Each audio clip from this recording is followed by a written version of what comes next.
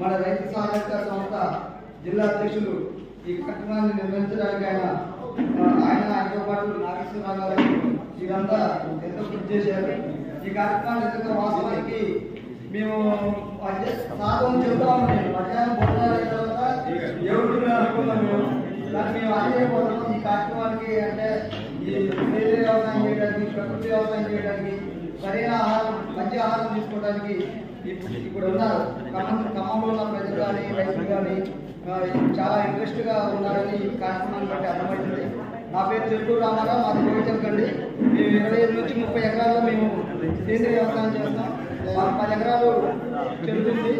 అలాగే కూరగాయలు 15 ఎకరాల కూరగాయలు చేస్తాం. మా దగ్గర వరి ఉంది. అలాగే ఇప్పుడు ఈ సంవత్సరం కొత్తగా 2 యూనిట్లు చేస్తున్నాం, పసుపు చేస్తున్నాం, బొప్పాయి ఉంది, అన్ని రకాల కూరగాయలు ఉంటాయి. వాటితో పాటు మా అబ్బాయి ఇంజనీరింగ్ చదువుకొని మెకానికల్ ఇంజనీరింగ్ చదువుకుని ఉద్యోగం వస్తే వద్దని